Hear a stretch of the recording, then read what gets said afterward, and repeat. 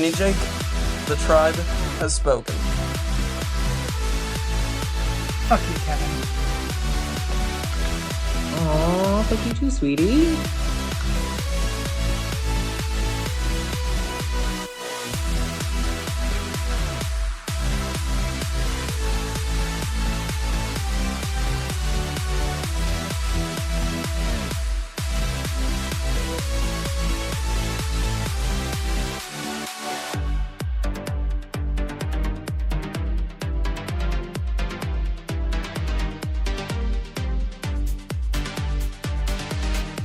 I'm JJ, one of the original Tribe of Nerds members. You can catch me on Marvel, Pokemon, and other gaming podcasts. What up? It's Josh, resident superhero nerd, but I also dabble in the occasional super villain as well.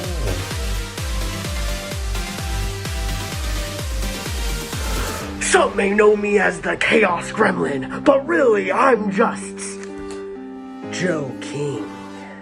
Pikachu, use Volt Tackle! Good job, Pikachu!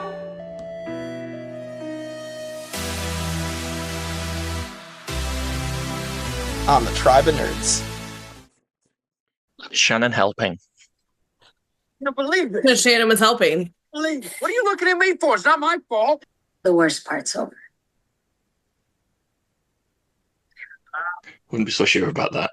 Yeah, I don't think that's accurate. They immediately crash. Look, I know you're all scared. Well, there's the shirtless Sawyer scene. Just casually in the middle of the jungle, why not? Yeah, that's interesting. His music is really good. So good. Yeah, no, really good part one of the finale. I thought the stuff revealed was really good, and then obviously like the emotional moments hit. So Yeah, Kristen's not okay. That's okay. hey everybody, welcome back to the Tribe of Nerds. Michael, Kevin, Kristin, and I are here for part one of the Lost Season 1 finale, Exodus Part 1. And what a good episode. This I really enjoyed part one of this finale, but yeah, anything interesting that you guys got for this episode? This episode is just so like it's so just even rewatching it, all the emotions are still there. Like I'm bawling my eyes out like I'm watching it for the first time. Like I don't know many shows that can actually pull you in like that after you've watched it 5 million times. Like, I mean, I know exactly what's going to happen. I can literally quote the episode and I'm still losing my mind over it. So again, I think we have, kudos to Lost. Yeah, it's so good. So good. I mean, we'll get to that amazing ending, but man, like the score on this show is just incredible. You mentioned it was part one. I should point out we've been ranking these episodes just like we did with the pilot part 1 and 2. We're going to rank these as all 3 parts at the end of the 3rd part. So that's how we're doing that. So no ranking today. Oh. No ranking. We don't have to argue much. Just characters. Yeah. I mean, yes. And we already know what Kristen's going to say, so it's fine. Yeah. We already have both. Listen, when you give me that much in an episode, of course it is. Anyway. Yeah. All right. Well, Kristin, you ready to get into this, or Michael, do you have any interesting facts? Well, let's get into this. All right. All right. I'm gonna try and get through this synopsis without crying. Gosh. Well, I mean, it kicks us off with, a flashback. We see Walt and Michael. They're in the airport hotel getting ready. Obviously, this is like the continuation of him basically coming for the first time, literally in his life, going, I'm taking you. Your mom just died. Brian, like, man, he really wants you, but I'm stealing you. Like, come, we're leaving. We're going to America. And they're sitting in there. And just seeing this rebelliousness of like, oh, I hate this man. I don't know who this man is. Let me, I'm putting on my cartoons. And he's like, oh, turn him down, Walt. I'm tired, like, and he's like, he turns him up. Just turn that right back up. Screw you. He's so pissed. Yeah, but again, like, you have to think about where this is timeline wise. Like, obviously, we're like at the finale of the season. We've seen the progress and the growth a little bit with Walt and Michael, but taking this back is literally right after his mom has died. He comes, like, shows up out of nowhere, and he's like, I'm taking you home. Like, you're coming with me. So, I mean, a lot in there with kind of timeline wise when you think about it. But obviously we see that Walt and him get into it, and Walt's like, "You're not my father." You know, they're screaming at each other, which is a huge part because, like, I mean, obviously they bring us back to the island where they're all snuggled up. It's so cute. It's so cute. It's so cute. But like even just even, like him sitting there like from screaming like, "You're not my father," like, you know, "I want nothing to do with you," to like where they are now, this just beautiful bond that we've seen progress through the season. I think that's a killer way to open up this show in this finale, because it does show like not only like Michael wanted to point out, like we're gonna see kind of some progression through some of these characters through this episode, like that we've seen throughout the season, their time on the island, if you will. So I think it was a killer way to open up this episode. What were your thoughts, Jake? Yeah, I mean, this is I liked how this episode sprinkled in flashbacks like to finish kind of, well, I'm sure we're gonna get more in the next two parts, but like, you know, kind of finish closing out a couple stories that we've gotten throughout the season. I really liked the way they did that. And it's not necessarily on one character, it's about like all of them now that we've seen. So I really liked it. Yeah, kind of getting that conclusion to Michael and Walt and how they ended up on the plane in this first example was nice. And like, yeah, like you said, kind of getting to see them now going from Walt really not liking Michael, and then, you know, they're, you know, cuddling together, snuggling together as father and son on the island. So that's pretty nice to see. I think it was a good choice to have like the all throughout this season we've seen the flashbacks be kind of showing us why each of these characters were in Sydney, and now for this finale we're getting the day of the flight. You know, it's them at the airport and all those stories that are going on before the flight, and we know where that flight's going to end up. So I thought that was a really good way to deal with flashbacks in the finale. Yep. Evan, anything before we get to the actual island of it all? I just liked that it was the Power Rangers because that was one of my favorite shows when I was a kid. Yeah, I was like, wait, that's Power Rangers. I was confused as to why an episode of Power Rangers was starting at 5:23 a.m., but it's fine. I was still happy to see it. Speaking of 523, the numbers. Anyway, we're back on the island. We obviously saw Walt snuggled up to Dad, and he gets up to go to use the restroom. This is like, I remember watching this part where you're like, is that something? Oh, there's somebody there. Oh, it's Rousseau. Like, you're like, it's like the buildup of like, is there somebody moving? Oh, wait, who is that? Oh, it's Rousseau. Like, why is she back? Well, Rousseau is back. Being a little creepy, but like, Walt, I love Walt this moment. He's like, I'm gonna like follow her. You suck at hiding. Like, Walt, you are not. I love that he's hiding behind the stick. Like, well, not even that, but then when she makes eye contact, he's crouched down in the middle. No, like there's nothing hiding him. Still, she won't see me. But it's because he's bent down, obviously. The bend down makes you hide every time. But obviously she clocks eyes with him, and Walt's like, oh shoot. Dad, we got a problem. Everybody's kind of like, whoa, back up. Saeed's like, no big deal. It's my best friend from like 2 days ago. We're good. Rousseau, what are you doing here? And she goes, the others are coming. Boom, like, what? Jake, I gotta go here for you. What were your thoughts in this moment when she goes, the others are coming? Yeah, I mean, I'd assume in 6 seasons that we'd get new characters like popping in. So I'm not surprised to hear that. We also still like know Claire was somewhere, like Ethan took her somewhere, and we still don't know where that was. So one thing that I did find interesting with that is Claire and Russo, like they kind of lock eyes for a moment. So that may let me know, like, okay, you know, there's something there that we just haven't seen yet. So I assume we might get that in these last two parts, maybe. I would hope.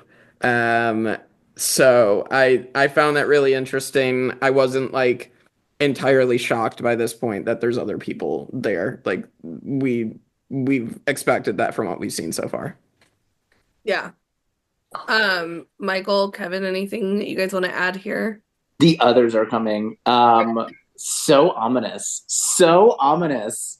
But that's like I've been saying since Saeed got hit in the back of the head by, it turned out to be Locke, but like at the time I was like, there's other people on this island. So, but they release black smoke to let you know that they're coming to like kill you. Like, what? It's crazy. So, it's so good. It's like the suspense and tension builder is just like off the charts. Well, I mean, mentioning They this. do Oh, go ahead, Michael. They do a real good job of like building the suspense of the threat of the others throughout this season. Like it's this real slow build, and you get the Ethan stuff in the middle, and then there's whispering going on. Like we don't know anything about them. Ethan was killed before we could get any answers, and it's also so ominous. Like Rousseau is this survivor. She's been out there for 16 years, and she's like, shit just got real. The others are coming. Like this is bad. And she says you have three options: run, hide, or die. Right. Like not fight. That's scary. Die. Yeah. Yeah. I mean, going into this, you talking about the suspense of it all. Literally, she says the others are coming, and they cut to commercial. Like you're sitting there if you for watch 3 this minutes live, of like, what? If you watch this live and you had to wait for that commercial break, right, you sat there for so a good 3 minutes trying to figure out, oh my god, what does this mean? What's about to happen? What's going on in this episode? So again, like just lost, killing it, like just killing it with everything. You guys did start to bring up when we get back from commercial, or in this case, it just continues on for the episode. We do see that they're they gotta talk about the raft launch. They're like, Jack is like, she is not playing with full deck. He is literally talking to Locke like, she's off her rocker. I am not listening to this. We have to focus on the raft. Like, we've got to get this raft in the water. I mean, what's his butt? Arsed. Leslie. I can't. I have to purposely say it wrong just because they make it such a point to like make sure people can get it right. But he's already said, like, you've got to go. Like, you were supposed to leave yesterday. Like, so they're on the mission to get this raft in the water. And, they're kind of discussing everything. Well, lo and behold, Walt's like, Dad? What's that? And hello, Mr. Pillar of Smoke that she warned you about. I mean, she's very serious. Like Michael brought up, like, you have 3 options, and none of those options sound great. Especially when you're stuck on a deserted island here. Right. And she warned about At this. least she gave them a warning though. Like she hasn't been very caring about like the plight of this group. So it like good of her to come in and be like, hey, shit's about to get real. Yeah. Just so you know, you're about to be fucked. I love it. You're screwed, but I'm here to let you know that you're gonna be screwed. But obviously she says, like where you can hide, but where are you gonna hide? I can go into the jungle by myself. Where are you gonna hide 40 people? Well, it's time everybody knows about the hatch here. So they obviously take everybody to the hatch. And Rousseau is like, what is going on? What is this hatch? And they're like, wait, what? We thought you were going to tell us what this is. She's like, I've been hiding out. You what it is? Right, I've been hiding out in the jungle for 16 years, and let alone like, what am I gonna?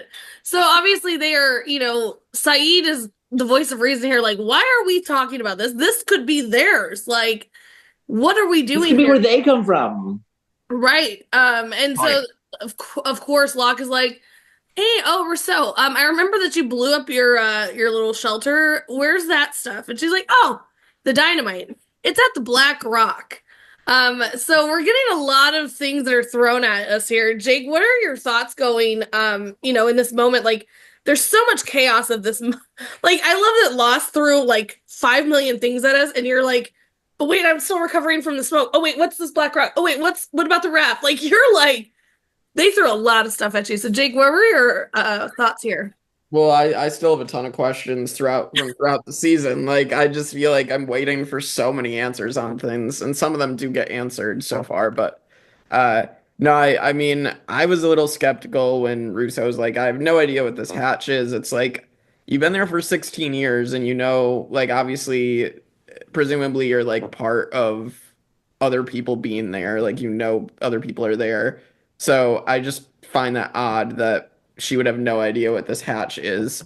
But I don't know, we've also seen that there's some like grand thing possibly inside based on what happened with Locke and him seeing the light. So maybe it's not even to do with these other people and it is some grand design. I don't know. Yeah. Kevin, Michael, anything that you guys want to talk about on the craziness, the chaos? One thing that they mentioned, that like I remember that I had thought about, like when they said, I was like, oh yeah, I had that thought too. They said like there's got to be another entrance, right? And like especially Locke has to know that there must be another, like this thing only opens from the inside. He knows someone is in there because someone turned a light on. And it's not, that door that they're looking at has not been opened. So like there must be another door. So like they should be looking for that. That was I remember thinking that of like, yeah, find the other door. So that was my like, I saw that this time. I heard it and I was like, oh yeah, that's right. I told him to find the other door when I watched this 20 years ago. I had the exact same thought. Like I remember, it hadn't even crossed my mind that it could be, even deeper and even further stretch. And yeah, of course, that can't be the only way in. Surely, like I'd never even considered that. I just thought it was this little what we see on the surface thing. But yeah, that makes so much sense. When they said that, I was like, oh shit, yeah, go find another way and explore. Mm-hmm. I really love how they come to the hatch here with a real storyline reason why now the attention has to be split between the raft mission and the hatch mission. Like I think this season does such a good job of like culminating everything together, where all these stories that have been slowly building over the course of 25 episodes come together in this explosive finale with like others coming, a raft launch, we need to open the hatch, there's dynamite, we got asked. It's great. You gotta say it wrong just because Leslie would have a fit. Yeah, I'm calling him Leslie now. Honestly, that'll do. Good old Leslie. Yeah. I also do think it's really funny that Danielle has no idea what it is. Like, Danielle, what have you been doing for the past 16 years? Right. She's like, been living her life. You just let her be. Right. But like I believe her when she says she doesn't know what it is, and so I'm like, where have you been? They found this in like a month. Where have you been? Yeah. Been here for 16 years. What are you doing? They didn't have Boone. Okay. Obviously Boone is like, he's the one that saved us all. Oh, that's what it is. Okay. The saying, like, even in death, he's the one that found the hatch, technically, because he had Butterfingers and dropped the flashlight. So we have Boone to thank for this moment. And I would just like to say, rest in peace, Boone. I hear you. With that, I too, in this moment watching, I'm like, we're talking about like a whole trek out to God knows where this black rock is at, the dark territory. Don't sign me up for this. Let's find the other opening. Like, I don't know why we're like taking giant like trek out into the jungle with all the things. I mean, are we gonna run into the others? Like, where are they coming from? Like, why are we? Let's find the other door. I don't like. I remember thinking this. It could be anywhere. Well, it could be anywhere, but like. I don't know. I think that moment of like, this is not. We should be spending our time looking for other things. But I mean, here we do find that they're like, okay. Well, first of all, let me rephrase that. We did have a flashback here, and we see Jack at this airport bar. He just had the fight again. I love how it's like all these moments of like, oh my god, yeah, Jack just like was fighting with like he's got to clear customs with the casket. He's got to take his dad straight to the funeral home. And we see this woman walk up and she's like, why were you yelling? Like, I need to know. I'm a little nosy. Why were you yelling?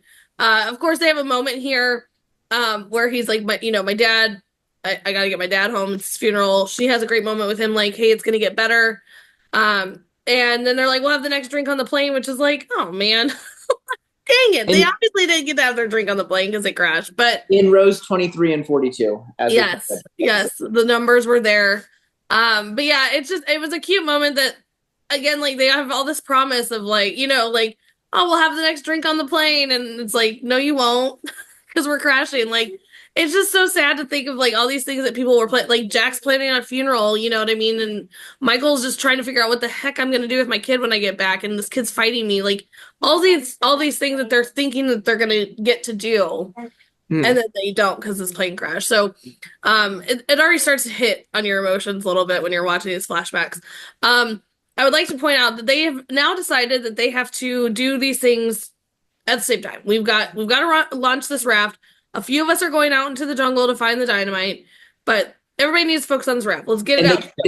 They can't go searching the jungle for another entrance to this hatch now because they need everybody to lift that giant boat and move it. Yes. While they're doing so, I do also love Jen is like Jen and Michael, they have like their own way of talking now. They have no idea what they're saying to one another, but they just know. Like they are in sync here. But unfortunately, the boat does go off the rails, or the raft goes off the rails. I would like to point out, Jen and Michael were very mean to my man Sawyer in this moment. He was just trying to help. It's And his he fault. did not deserve that. He did not deserve that. It was not his fault that the raft fell off the rails. So there was no need to be mean to my man. And I will defend him every chance I get. But yeah, so Shannon, she wasn't even on that side. it was because of her. I said that. She pushed it that way. Like she obviously she didn't know How strong do you think she is? She's useless. She's useless, and Useless Shannon changed the entire direction of the boat on sand. Yeah. She did. They're blaming Sawyer, and they should be blaming Shannon. That's all I'm gonna say. Oh boy. We're gonna. I'll leave her. I'll leave her alone for now because I'm gonna get to her later. For now. Oh, In a bad way? we're gonna get. Yes, we're gonna get to her. We're gonna get to her. Oh, flashback. Okay, yeah. Yes. Well, and other things, but we'll leave it at that. Anyway, so we do get another moment of Sawyer. They're bringing him into the police station. This is him and Sydney. Apparently, he headbutted not somebody that he should have been headbutting, but maybe the guy shouldn't have headbutt him first. Like Sawyer can only do so much, you guys, but he does get kicked out of Australia, which is why he's now on the plane. He was deported. Really lucky. Huh? Like the guy just killed someone. He's so lucky he got deported. That's the best thing that could have happened to him. Yeah. Right. I mean, again, it's just like these flashbacks are great at like kind of giving that little bit of like what were they doing before, like it, and they're not giving as much. These flashbacks are literally not giving really anything, but just enough to be like, oh, that's what was going on. Oh, okay, that's what happened to them during that part. It's enough. It's enough without being overpowering in this like amazing finale here. We go back to the island. This moment has to be talked on, and I'm going to stop it here because there's a lot of emotion here. Oh, you guys were so rude on my man. Well, first of all, my man is shirtless.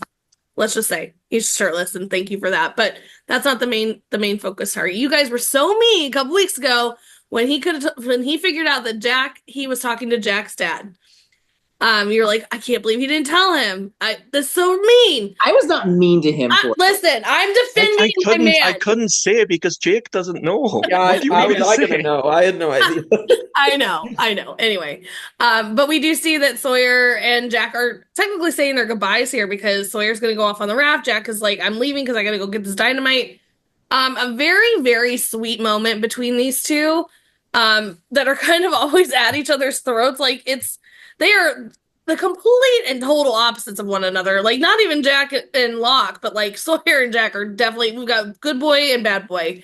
But he does have this moment and he's like, say Jack, before, in Sydney, I was in a bar and he tells the entire story that we got to see. And the emotion on Jack's face when he's starting to realize that he was talking to his dad breaks my heart. And then he's talking about how he said he knew that it was his fault, but he knew his kid was blaming himself and he should call him and tell him how proud he is of him and how much he loves him. The emotion that Jack is going through in this, it just is so like spot on. And kudos to Sawyer. I love you, Sawyer. That was such a good moment. Let's talk about it. Yeah, I love this moment. I thought it was really nice to give Jack closure on his dad, that he hadn't had yet, and um, like I think just gives further meaning to Sawyer actually being a good guy. He just gets stuck in really bad situations, and yeah, he's made some bad mistakes, but he's still like a good person. So Yeah, we get like two kind of loose ends with Sawyer tied up, right? Because like, how did he shoot somebody and get out of the country? Well, because he got deported for being in a bar fight with a politician before they could figure out it was him. Mhm. So there's that, and like they deported him, so they weren't like waiting for it, like they were shooing him away. And then on the island, we finally get. I mean, finally, it's been a couple episodes, but we finally get the like as a viewer, you know that conversation is going to happen at some point, right? Like as a viewer, you know, like, oh, Sawyer realizes that was his dad, and like, when are they going to have this exchange? So like, we get that. So like those two little like question marks about Sawyer are wrapped up in like, what nice little like character development for him, that he's like he's been such a jerk throughout the show, so far, and like this is very much not a jerk moment for him. Mm-hmm. This is like one of the candidates for like my favorite scene of the show. Like I have so many. Every time I watch a new scene, I'm like, oh no, that's my favorite scene. But like this one is so good and so powerful. Matthew Fox is like someone who he really portrays that like trying to hold in emotion so well. Like he doesn't want to cry in front of this guy. They don't even like each other really, but like you can see the emotion in him, but he's not letting it out, and he like turns away at some point. And just for Sawyer, like the journey we've been on with him in like 25 episodes, for him to have this conversation with Jack, and he even calls him Jack. He never calls him Jack. He always calls him Doc. It's like a real like person to person connection moment, and just not only to give him a bit of closure, but like to be on Jack's side. Like he says, kids are like dogs. If you knock them around enough, they'll think they did something to deserve it. He's saying to Jack like, you've done nothing wrong here. It's so beautiful. It really is. And yeah, amazing character growth from Sawyer, who would never have done this like 10, 15 episodes ago. Well, yeah. Clearly, because he didn't. Also, thank you, Sawyer, for being shirtless. All right. I didn't notice that bit, but yeah. They made it so grotesque. They like greased him up for it too. Like I know, but like, how is he supposed to be having this beautiful emotional moment, but he's sitting there shirtless. You're like, oh, like I'm torn. I love. Did you even hear what he said? Right. No. The rest of us are like holding back tears because this is so emotional, and Kristen's like, pan down a little lower so I can see his nipple. Like, no, I see. That's the thing. I'm having the emotional moment of like, wow, this is so beautiful, but God, that man is also beautiful. Like, what am I gonna do? Yes. And we get more of that. So thank you for this beautiful episode of lots of shirtless Sawyer. We do get another flashback of Kate and the Marshal, aka Shrapnel Dude. Haven't talked about him in a good hot minute, but we see them in the security office at the airport. Obviously, he's like, oh, you got 5 guns. Why do you need 5 guns? And he's like, Kate, you want to tell him? He is so horrible. Like, I mean, granted, like they obviously have history, but like, man, this guy is an asshole. He really is like just torturing her with like her story of Tom. We know we got that just recently in the airplane and all of that. And then she goes at him because he's just so like, he's just like, what was his name? What was his name, Kate? Come on, give me his name. And she lays into him. He's like, this is why I need 5 guns. But yeah, him just toying with her is, mean. So mean. And I'm glad you got what you got with the shrapnel. Like, yeah, makes me see that he definitely deserved what he got. So karma. Also, we get back to the island. They are continuing on their journey to get the dynamite here.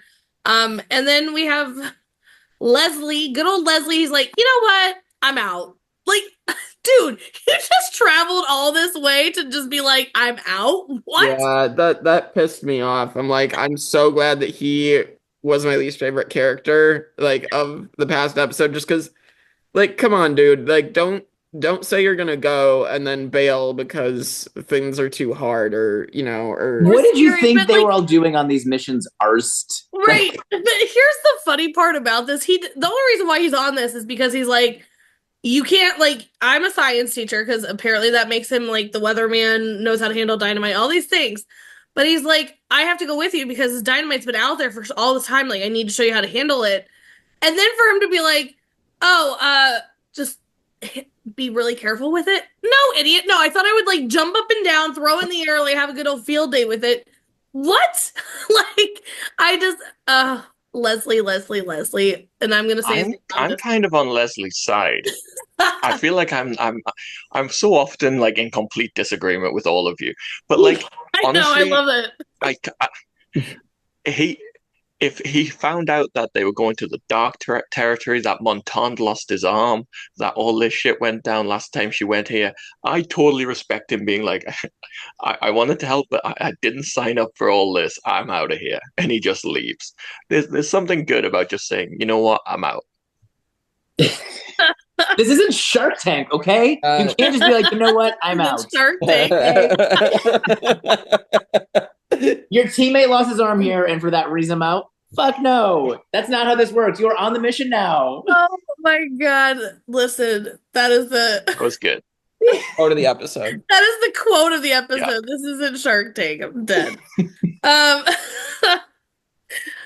Speaking of Leslie, we don't have to wait very long, because all of a sudden we start hearing this, like, what's in the distance, like, Kate's obviously like, Rousseau, you hear that, right? And she's like, yeah, I don't know what that is.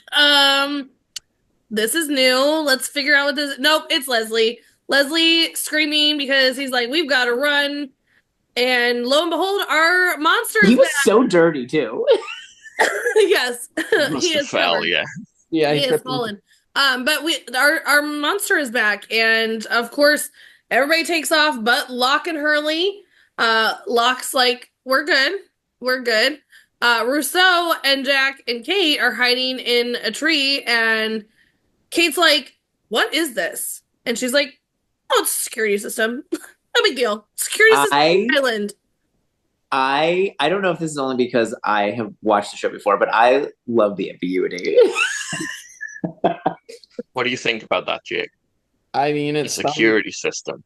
Yeah, I mean, it's clearly guarding something. It's like a dragon or something. I don't know that that's what it actually is, but like, it's something similar to where it's guarding some sort of treasure, or maybe not treasure, but some secret. So I'm very interested to see what this monster actually is and where things go from here.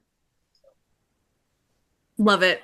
I love think hearing the series. As well as like, we've talked a lot about, the island almost having like a will, and it's the monster turns up in very specific times. We haven't heard from the monster in a very long time, and the second Leslie decides, no, I'm leaving this mission.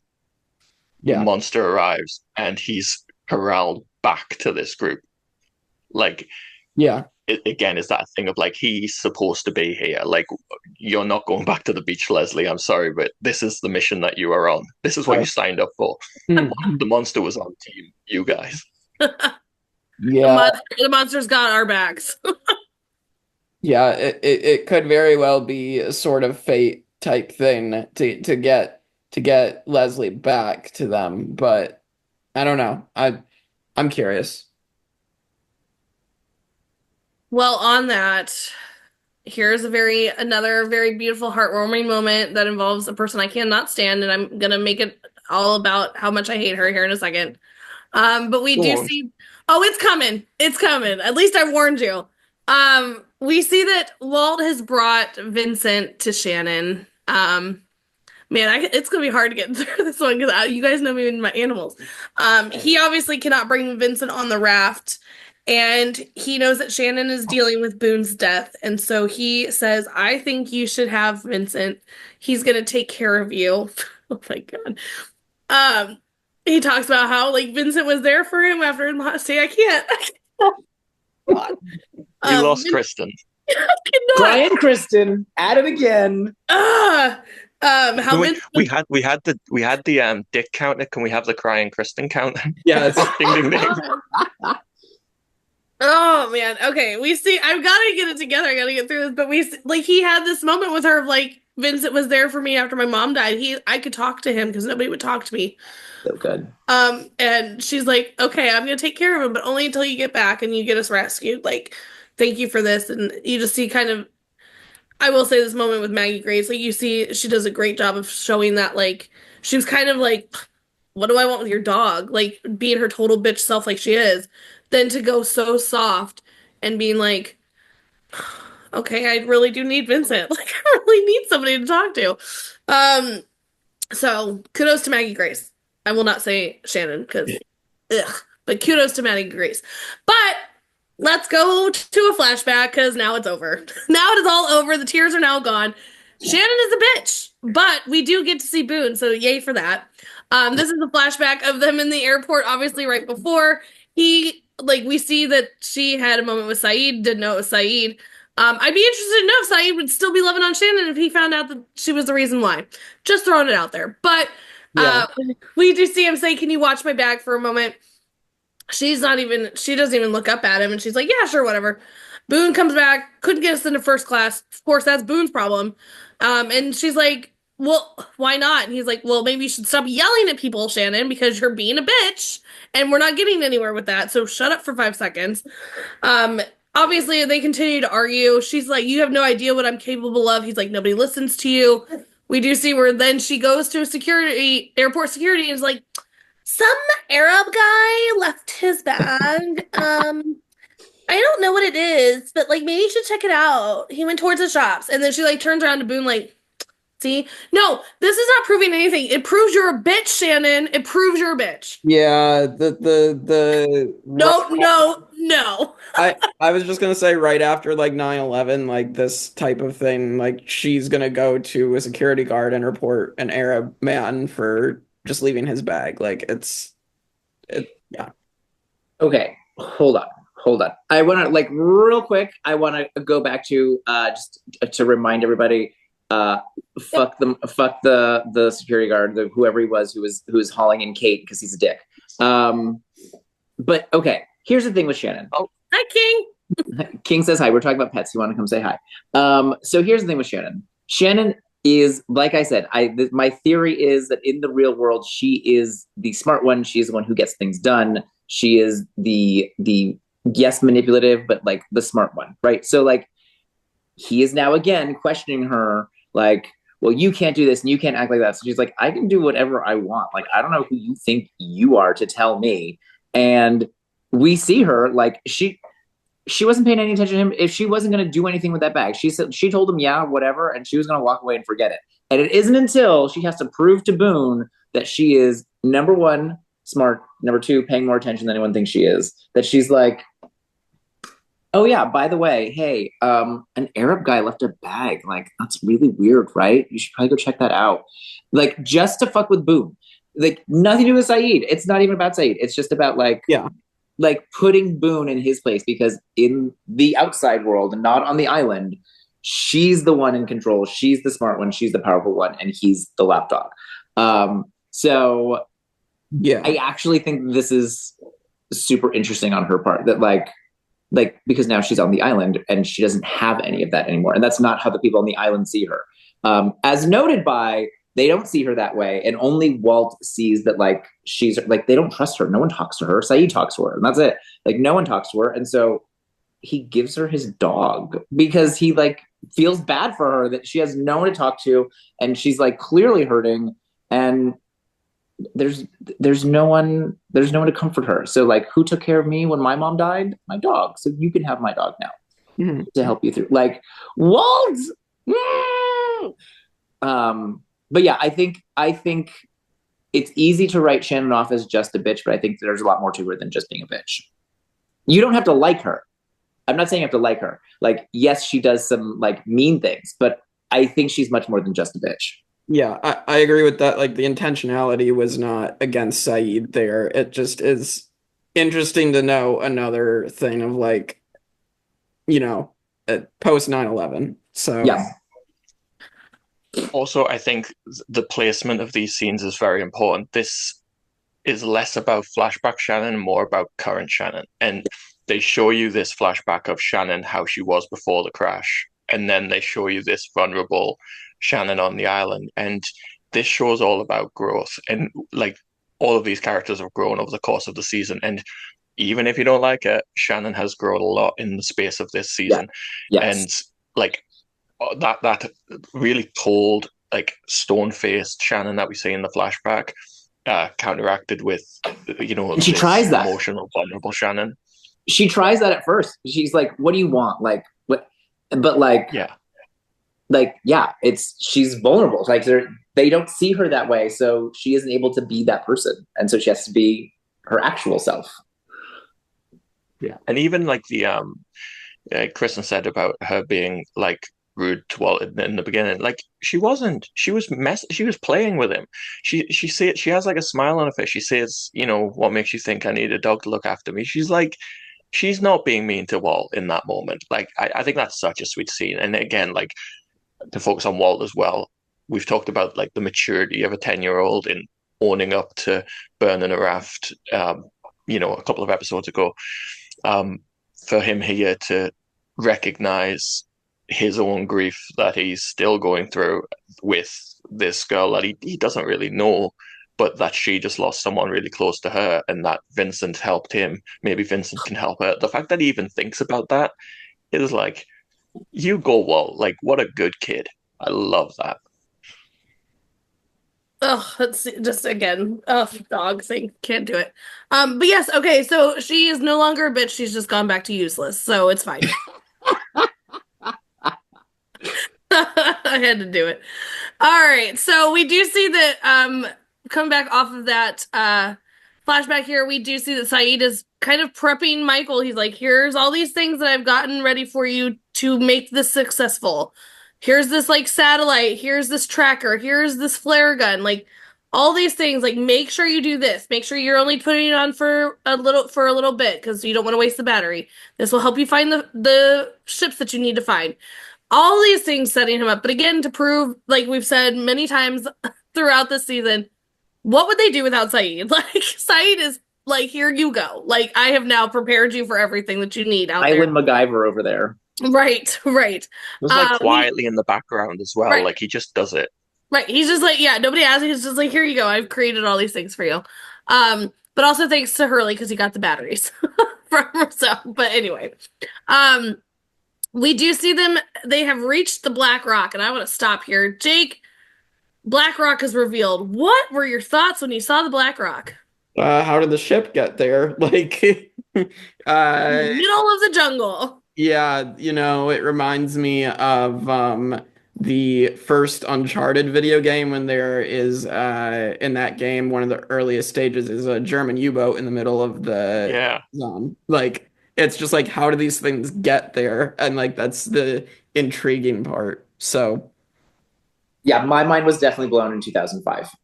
Yeah, I'm the same with Jake. Like, why is this boat in the middle of the ocean? Like, it's nowhere near, middle of the jungle. It's nowhere near an ocean. Like, this is odd. Right.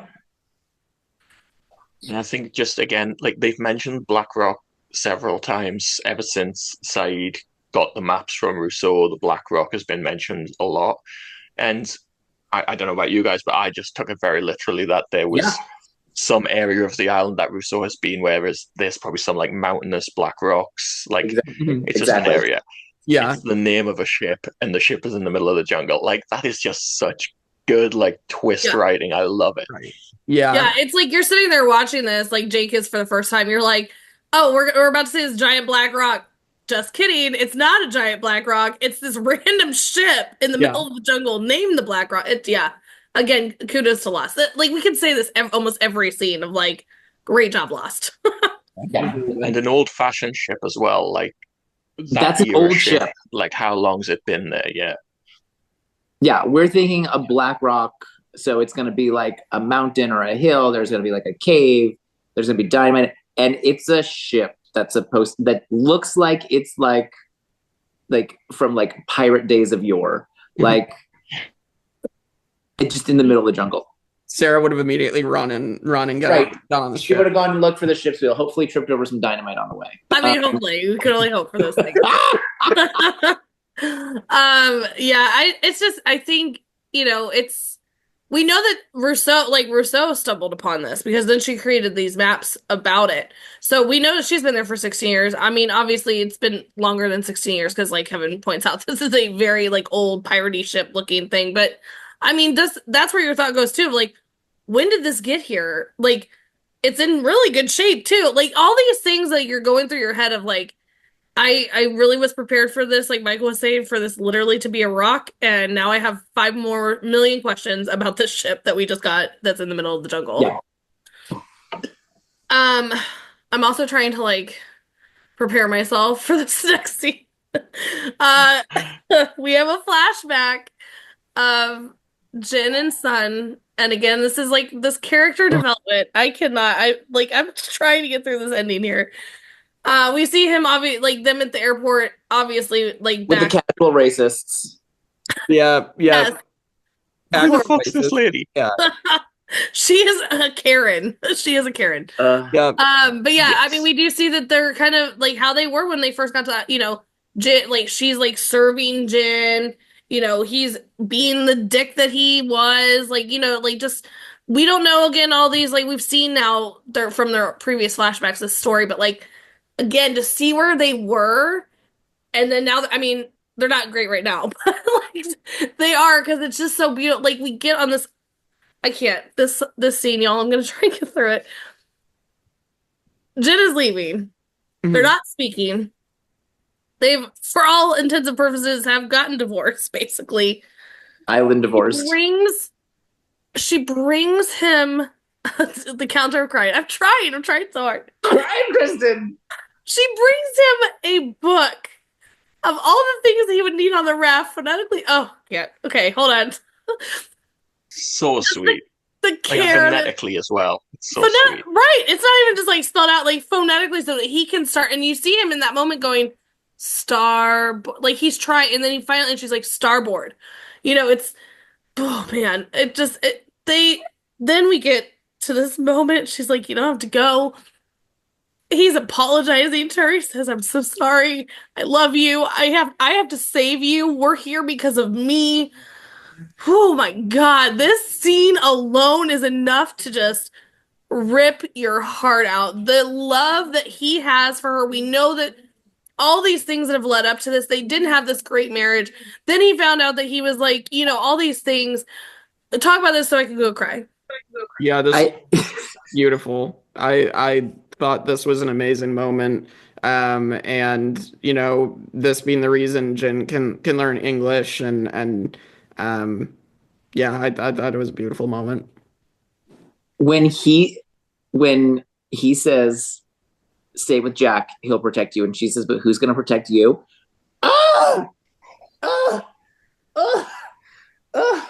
I'm still not prepared. I've watched this show before. I still wasn't prepared, right? And like juxtaposed against like when she comes back with the food, right? And she like serves him. In my mind, that's one of the times that she's preparing to run away in the airport, right? And so like, because she says like, oh, sorry, it took so long. The line was long, right? Because in actuality, she's thinking she should run in that time. So like to make up for that, she's like putting the napkin on his lap and serving him and everything and trying to be like extra nice to him because she's trying to like make up for that. And then flash forward to current timeline. And like, it's so beautiful, so sad that like they do clearly so much love each other and just like has not worked. And like, it's so well done. It's so good. When she says, but who will protect you? Also, I'd like to point out before Michael goes, I was too busy crying. This is where I also ended my notes. I can't even.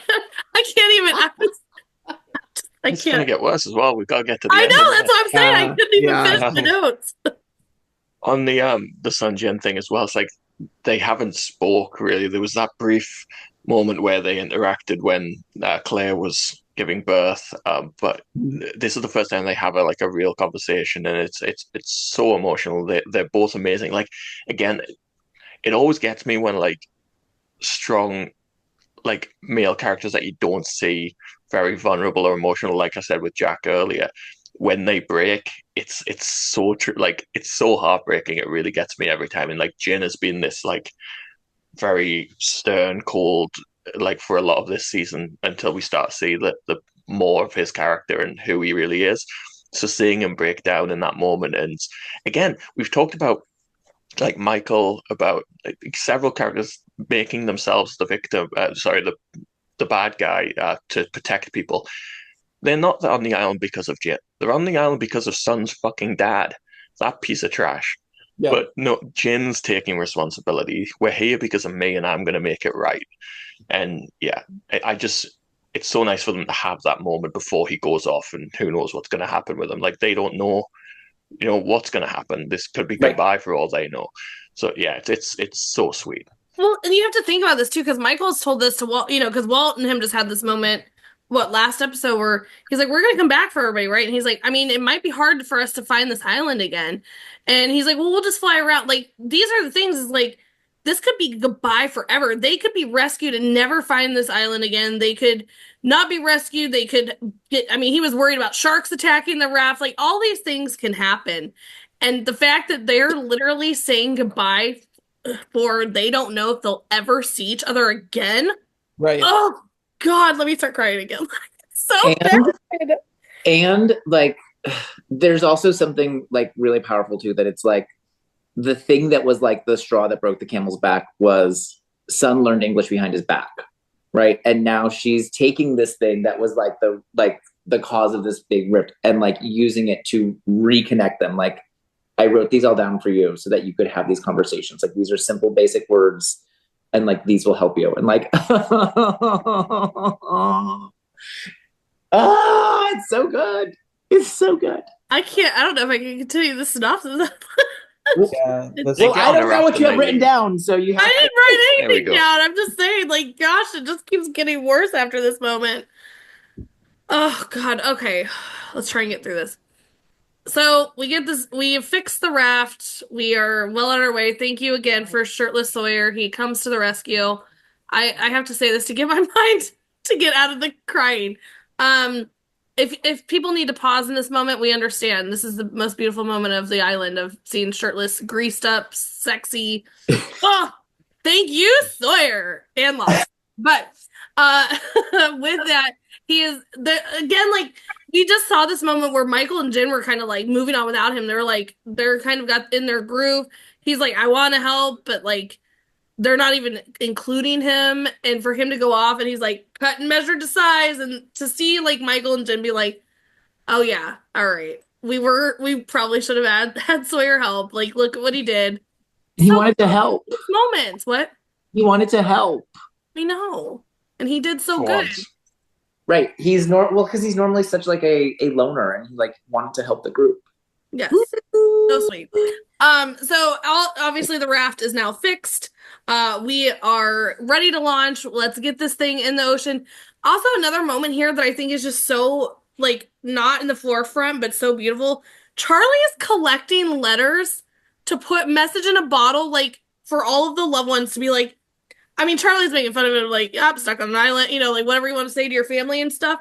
But like, we have to take a moment here. Can you imagine what's on these letters? Like, what is on these letters of like, I don't know if I'll ever see you again. I'm stuck on this island. Like, I hope this works. Like, all these things that they're, and imagine like getting these letters to these loved ones. Like, my God, talk about like emotion. But let me tell you the story about Ethan.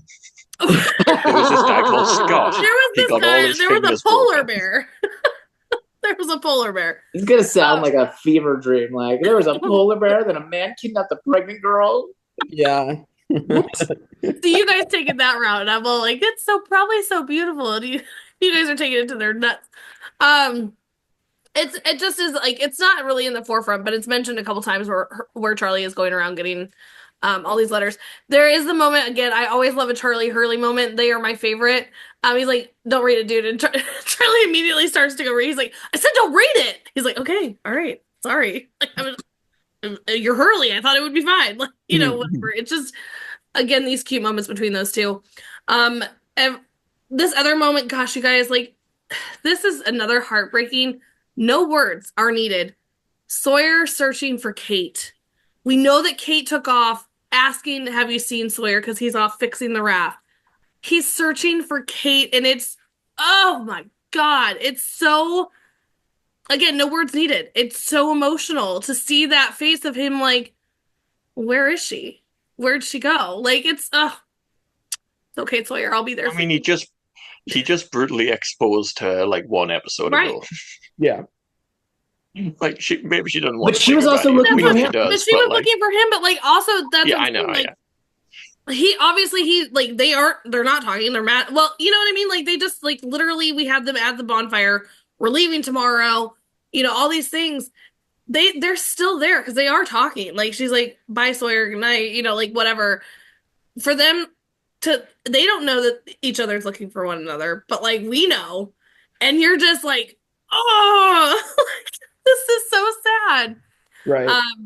But I mean, and it's so beautifully done. There's no words needed in that moment. And kudos to Josh Holloway for like showing the emotion on the face that we're all feeling, And so like you're not only sexy, but you're brilliant too.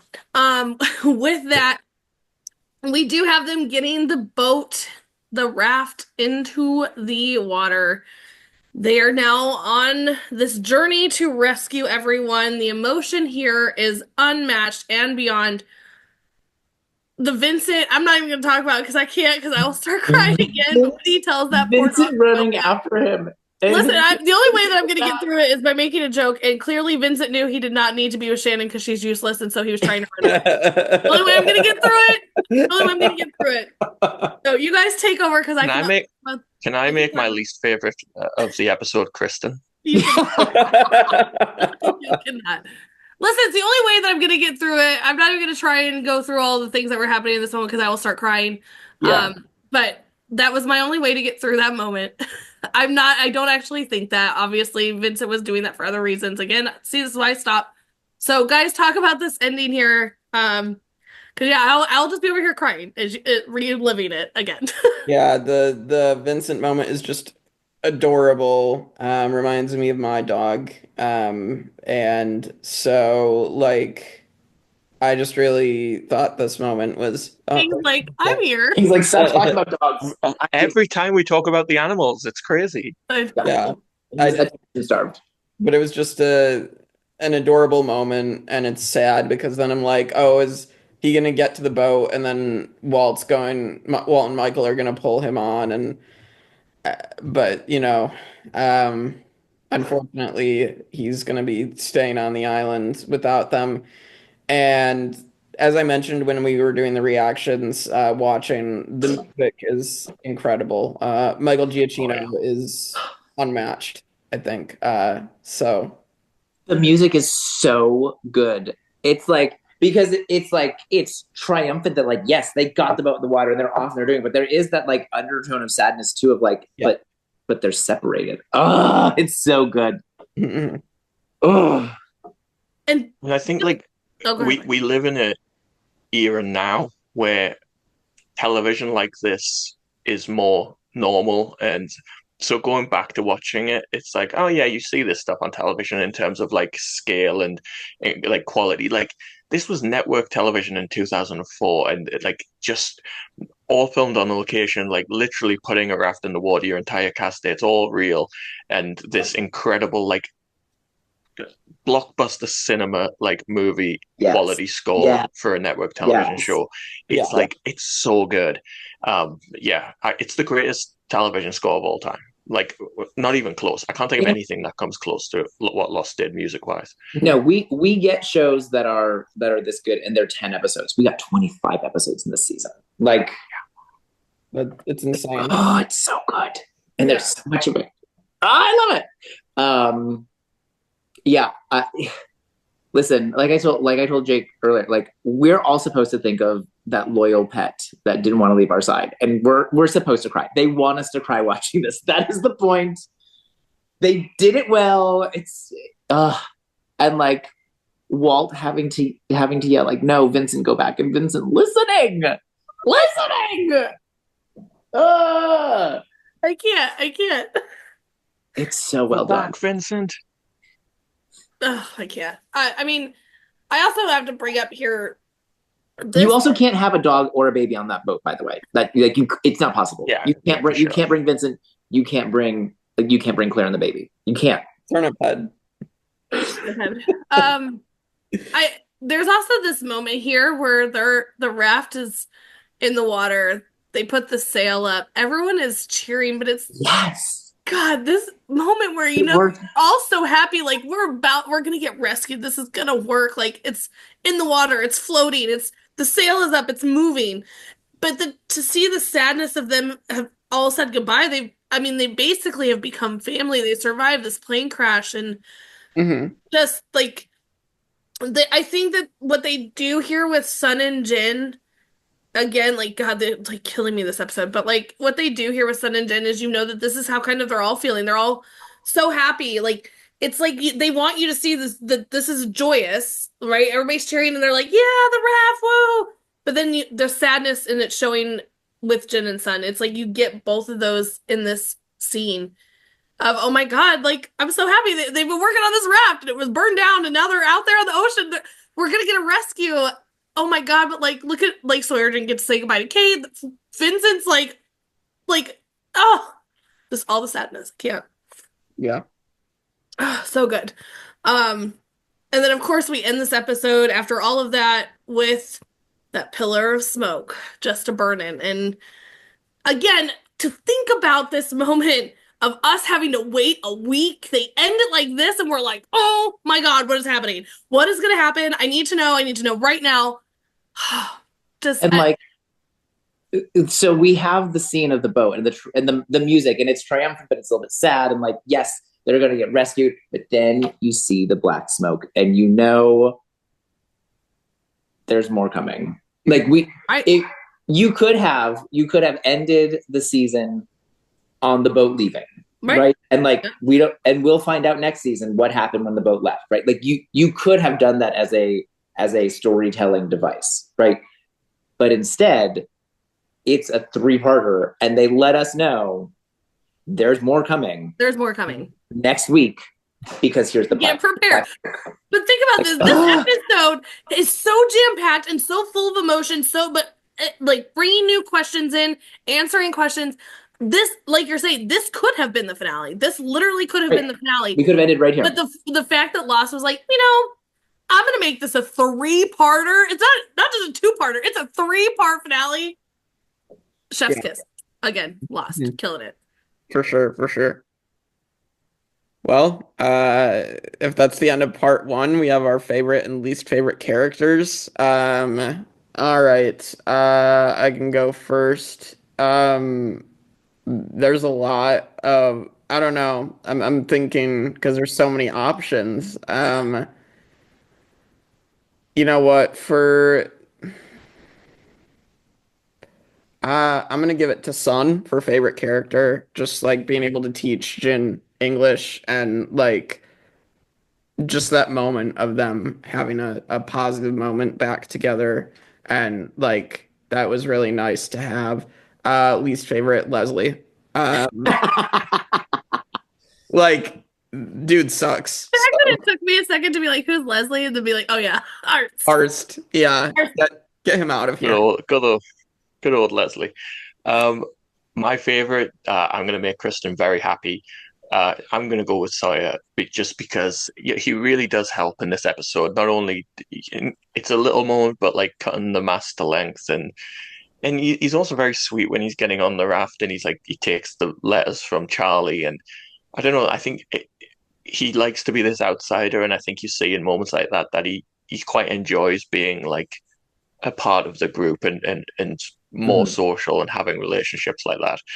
But of course, the main reason is the incredible scene between him and Jack. That's like Man, it's so good. They're both so good in that scene, and this was like the culmination of this season-long story for me of Sawyer's growth as a character. And yeah, I got to give it to Sawyer. But again, we've talked about it a few episodes. There's so many great characters in this episode. Yeah. Wait, who's your least favorite? My least. I'm gonna go with generic racist bitch number one. Karen, yes. Let's call her Karen. Yeah. Who the fuck was that person? Like, just sat there in the airport loudly being like, it's like memoirs of a geisha come to She life. can understand us anyway. Like, did you like my American accent? Was it good? It was almost as good as my British one. It was almost as good as that Australian accent from that lady. Numbers. Yeah. But it was like annoying.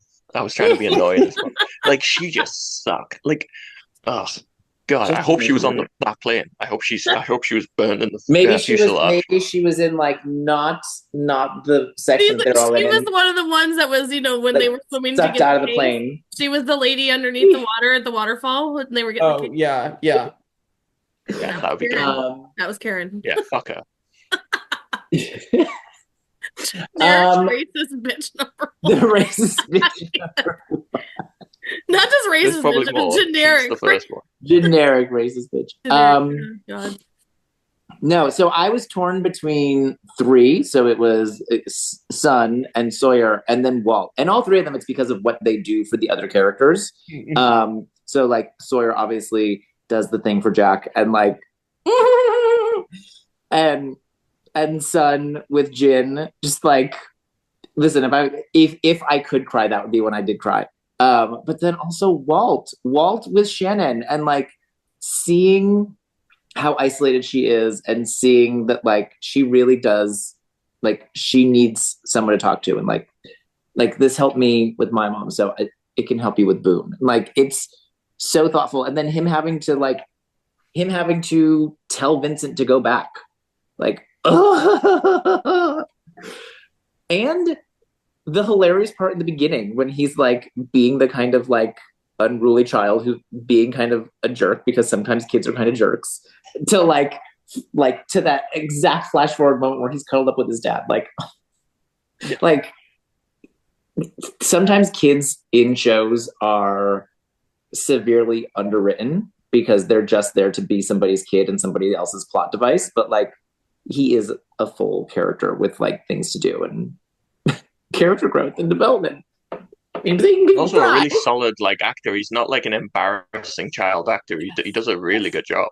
No, like so often a child actor is just there because they look like who they're supposed to be the child of, or because they're cute and they're related to somebody, and like, which is fine, right? Like, of course, like child actors are only allowed to be on set for a certain number of hours. This all makes sense. This is fine. I'm not hating on child actors, but like, they're not always, number one, very well acted, and number two, so well written. Like children in shows and movies are usually just kind of there, and like they're there to get in danger so that the parent can have something to do. And like, he actually does stuff. It's so good. Least favorite, I am going to go with the guy who's been chasing down Kate for all these years. What an asshole. Shrapnel, dude. I do appreciate the scene because it does connect finally, like how that plane got to that safety deposit box, how we got from that point to that point. So like, I appreciate that the scene is in the episode, but he's such a dick. Like, just such an asshole to her. Like, she like he just doesn't believe anything she says, like, ever. And it's just like, and I don't know, I'd like, especially the three of us who know what Kate did, and you really have no, like, you won't even listen to her for a second.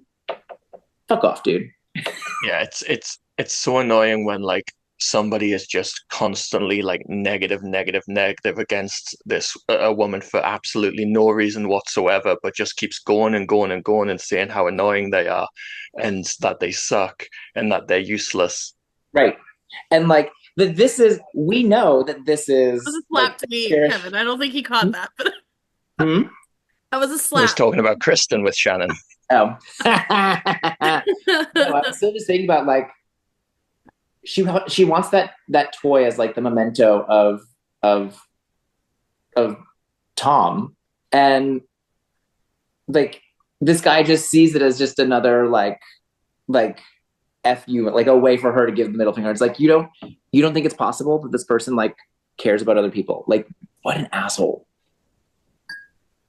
So fuck him. So I have to give out some serious shout outs here. Saeed, amazing. Like very small part here, but like crucial to what's about to happen. So like definitely needs to get some shout outs. I also have to shout out Rousseau. She showed up to like warn them. Like she didn't have to do this. She could have just like let them just find this pillar of smoke, have no idea what it is, like just live their life. So kudos to Rousseau. I also am giving my shout out to Vincent. He's such a good boy. He's such a good boy. I love Vincent. Oh, anyway, but my, of course, favorite character is going to Sawyer. It's not only that he is sexy Sawyer throughout this entire episode, but the realness of Sawyer. Like, again, like Michael mentioned earlier, he didn't call him Doc. He actually said his name, Jack. Like, he was having this real moment with him. I think, again, the character development of Sawyer throughout the season is just unmatched, and it's just amazing. So just Sawyer, thank you for being hot, but also thank you for being least favorite character. I mean, gosh, there's so many. We have like obviously the ones you guys have already mentioned. Tell us why it's Shannon. Listen, I want to you guys have already said all the ones I would have said, so like now I have to throw some random thing out here. Let's see here. I'm gonna throw out. No, I can't do that one. All right, it's just we're gonna throw out Shannon. It's whatever. Listen, this is why it's gonna be Shannon. Again, it proves my point. She's completely useless. She drops the leash, and like Vincent is like he could have drowned. This is why it's Shannon. This is why.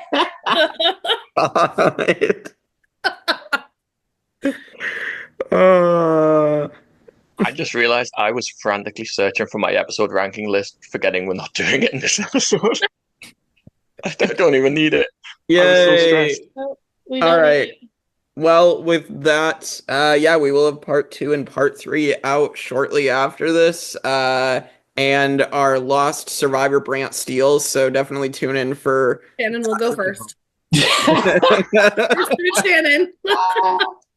Yeah, we're gonna discuss how the tribes are gonna shake out initially. So, but anyway, we'll see you all next time for more Lost on the Tribe of Nerds. Fuck you, John Locke.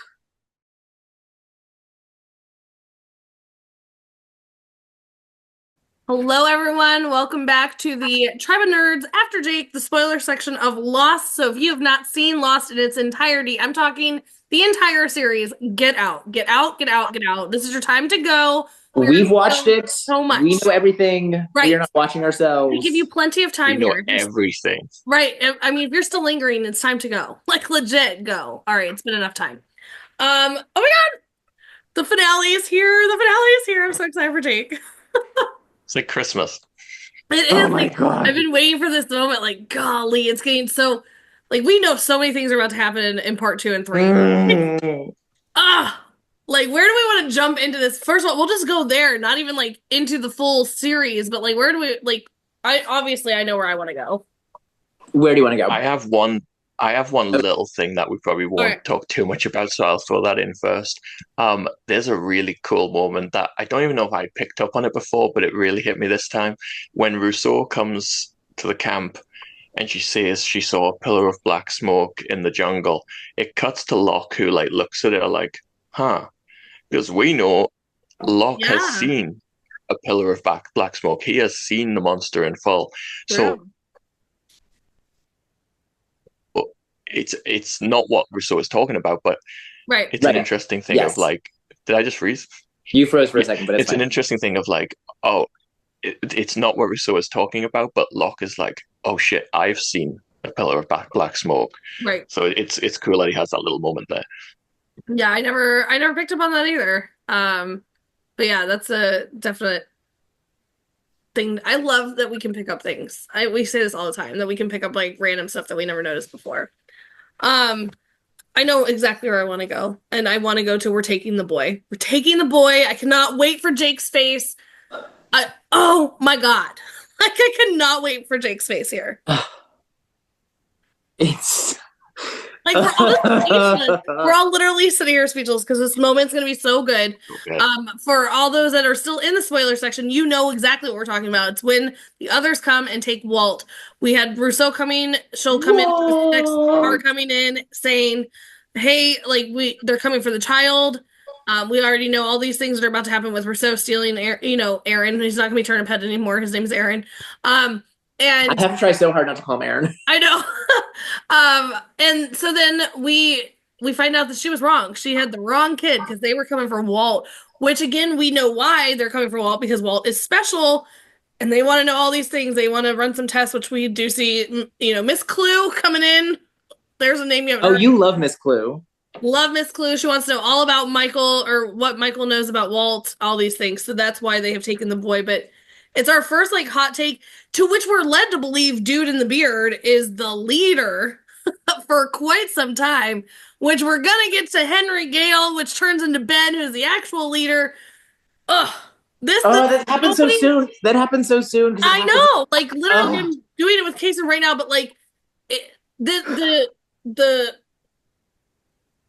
clearance that opens up so much that's about to happen in Lost is right here in this finale. Like this really is the door that opens up the whole series. Listen, I think it's just amazing. If you all try to argue with me next week about making this the best episode of the season. Oh yeah, no, I'm sorry. Yeah, like hands down. We got to warn Gregg when he gets here. Depends if Gregg's on the episode. That's true. I'm putting it last. Yes, it's clearly I was really glad that we decided that this was going to be a ranking together, like the pilot, because I'm like I can't choose between these three. Like, no, it's one story. Yeah, it's the right way to do it, I think. I mean, also like a slight spoiler: Michael and Walt will get off the island on a boat. That is true. Not this boat. Pretty soon. Not this boat, and not at this time. But it will happen. Correct. And it's still not with Vincent. Poor Vincent. We also like does Walt ever... Oh, go ahead, Michael. Does Walt ever even see Vincent again? I don't want to make you cry again, but no, I don't think he does. No. He never does see Vincent. But like we know Michael does, but God help me on that episode. Holy crap, when he comes over the beach and fucking Vincent runs. Yeah. But I mean, in defense of the right, like Walt said, like it was Brian's dog. It wasn't his dog, right? So like Walt had the dog, had Vincent while he needed Vincent, and then he passed Vincent on to Shannon, who needed Vincent. So like, it's okay. Basically, Dick Bryan is never getting his dog back, is what we're getting at. That's the important thing right there. That's the important part.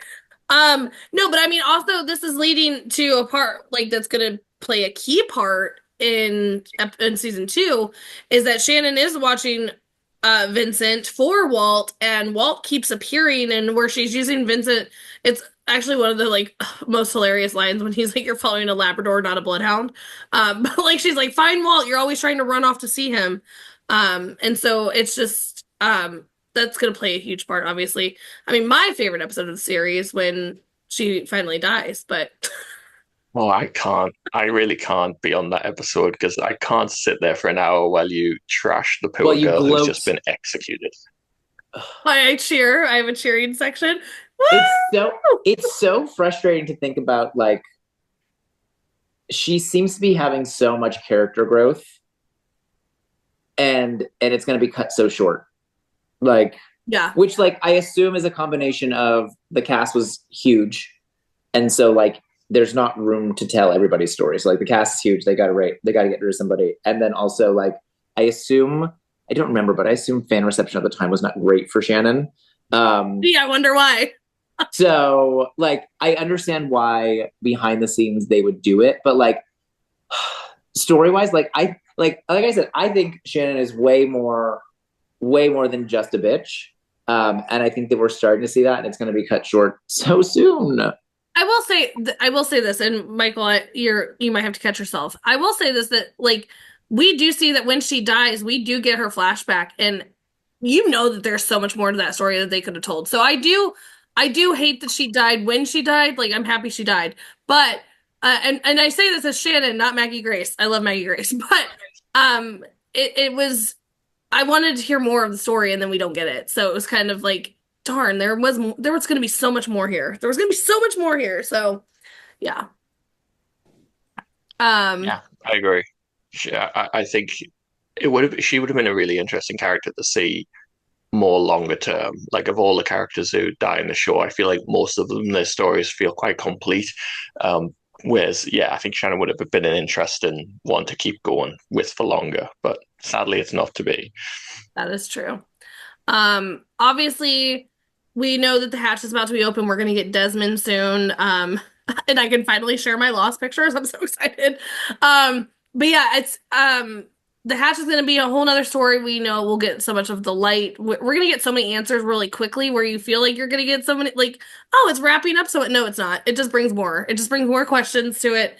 But I do like that we are going to see, like, so like they are separated for quite some time here. Sawyer, Michael, and Jen are separated. Obviously, Walt's completely separate because of being kidnapped. But we do see that they're gone for quite some time until then they come back and are reunited. But like thinking of them like coming back, there's a hatch open. Like, what is happening here? What have you guys been doing for all this time? Like, this is crazy. So I just can't imagine like thinking on the character side of where we end up, where they come back from. You know what I mean? Like, Sawyer wakes up unconscious in the hatch. He's like, "Oh shit, we got rescued! Great." He's Right, like, "No, no, we're still on the island." Actually, I'm so sorry. So About sorry. that. Any other like spoiler things that you guys just have to spoil right now regarding this first episode of the Arst is gonna, like, he's gonna have to be our least favorite characters of the episode, because he's gonna be in pieces. You got a little arts on you. Can't wait to see Jake's reaction to that, because it comes out of nowhere. Nowhere. So He's good. literally rapping.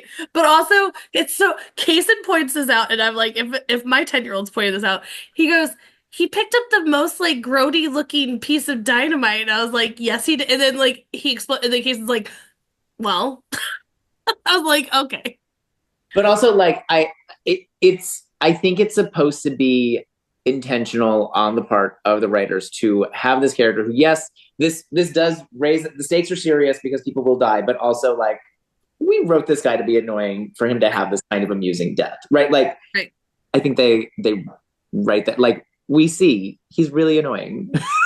Jake's gonna be so happy that he's the Shannon to Jake. It's so frustrating that you all get your least favorite characters killed off, and even though mine dies, it's not very satisfying, because then you feel bad for him. That's just sad, yeah. It's so sad. Yes, I mean, good thing we're in the spoiler section. Yes, Locke, aka Jeremy Bentham, is dead. Yes. Not for a while, but he will die, yeah. It's a long time. Yeah, that's what my last kind of season 5. Well, it's weird because he dies technically at the end of season 4, like in season 4, and then it's like we're jumping around and we don't see it until season 5. It's all it's a lot. There's a lot. timey-wimey. It's a Doctor Who reference.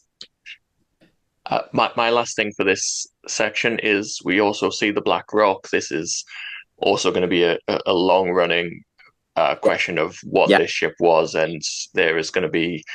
This is how Richard came to the island. We are yet to meet Mitch, Guyliner. Eyeliner. Eyeliner. Yes. But it also proves as a vessel for a lot of people here. This is where we know that we're going to get Anthony Cooper back. Like, all these things that we keep coming back to the Black Rock for a lot of different things. So it is here to stay for quite some time. But and yeah. Hurley blows it up. Yes. Good old Richard, though. God, I love Richard. He can also be on my brand steel. He's part of the sexy squad here. Right. He can't be on this brand steel because Jake is. I know he can't, but like when we get there, he can be part of my sexy squad. You know who's not a part of my sexy squad? Ben Linus. Gotta love him, but he's definitely not a sexy squad. He's a Hey, little weasel rat. Weasel rat. a lot, Weasel rat. lot of women really like Ben. He's Listen, got his own charms. that's fine. He's a little weasel rat. He is. He is. Yeah, I'm excited for Jake to like even just like the anticipation of getting all into that of like where we're gonna get Juliet and like just even focusing when they see the plane break apart for the first time and he's like Ethan and good go, you know, like all those. Cannot wait. But yeah, I have nothing else. Do you guys have anything else that you want to go on? Because we've got a lot of spoilers ahead. We don't want to spoil everything in one episode because then you'll be bored. Did we mention Ana Lucia in this, or did we only talk about it before? Ana Lucia is going to be yes, a main character for a season. Will pop up a few more times after that, but she is the Jack on the Taily section. she's the Jack of the tail section. Yeah. So which makes sense that those two like hooked up to, but they also like cute moment. They finally do have their drink together too, which is adorable. Yeah. But then poor Ana Lucia and Libby. Yikes. And kind of Michael. I mean, he's kind of a jerk, but like he kind of has to do it. Yeah, I know. I mean, there's other ways. We'll get there. We'll get there. That'll be part of that spoiler section. I said kind of. With that, we are done for. Thanks for joining us. Like, comment, subscribe. Don't forget if it's a spoiler, you put the spoiler in all these spaces so Jake's little curious mind won't read it. He'll read the whole thing and then be like, "Oh, that was a spoiler." So like, right. Make sure it's marked and then do it. Also, tell us if you agree with us. Tell us if you hate Shannon, love Shannon. Like, tell us that Kristin is wrong and terrible. No, love those. I'm not, because then you're saying that Sawyer's not sexy, so I'm not wrong. So listen, a broken clock can be right twice a day. Are you? It's also the listen. Michael and you have the Locke thing. Me and Michael have the Shannon thing. So let us know. Are you a team Michael who is just completely wrong about everybody, or are you a team Kristin and Kevin? With that, we will see you guys next time on Tribe of Nerds. Bye.